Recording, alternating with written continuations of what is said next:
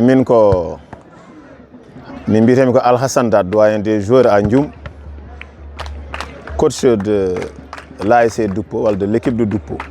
Ay alhamdulillah rabbil alamin ko adi fof amen mbaɗa mon remercier darde mon hitande fof amen ñaago mon kadi yon jokku golle weeɓani mais jokke golle ko wona ko ɗum en paye saison 2026 ko hande woni premier match ko enen mbanno exempté première journée hande woni premier match eɗen pottay équipe Jammel une équipe finaliste de l'année dernière, l'une encore des meilleures équipes à Ndioum, quoi qu'on puisse dire. On a regardé le football ne heewi tournage. Min jodi men potani jodade mais ko yettere Allah parce que don Allah hanni amen te amen jabri dum Allah.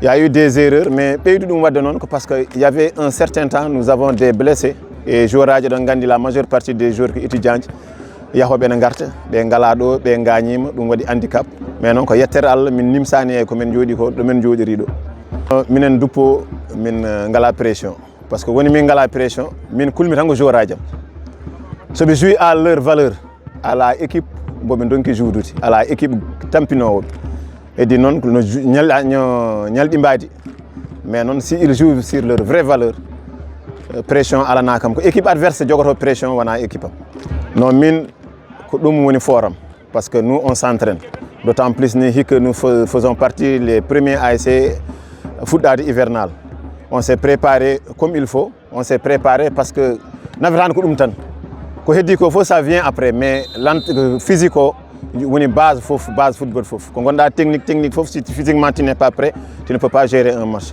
te alhamdoulillahi rabbil alamin sukaɓe nen dari tout le monde est prêt physiquement tactiquement nous sommes prêts ko heddi ko koye juuɗe Allah woni amen ñaagui Allah kadi Allah rokka amen ndam kadi kala komin mbawi ɗo ƴettude min jagguirta ɗum tan ko ɗum woni ɓuural.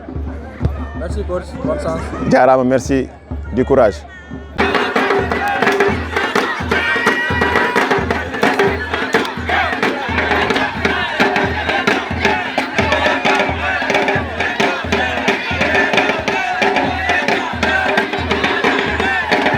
Oui, ça va, Samba Thiam, Kao Bari, coach de l'ASDS Jammel.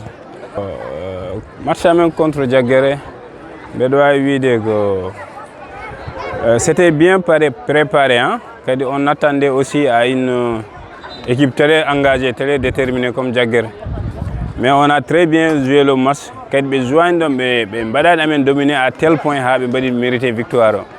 Mais peut-être aussi les éléments de Jammel ont bien fourni.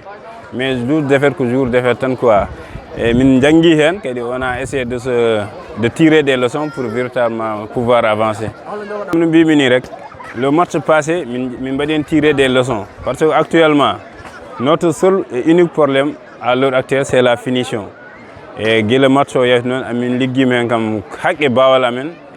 véritablement ça va payer quoi, Inch'Allah. Oui, effectivement, Neymar, tout le monde l'attendait parce que c'est un attaquant redoutable. On va apporter à l'équipe. Raison pour laquelle on l'a convoqué cette fois-ci vraiment pour pallier ce qui nous manquait quoi. Effectivement, le match c'est comme une finale, une caldienne. Ils sont conscients de ça. Donc, je combat vraiment.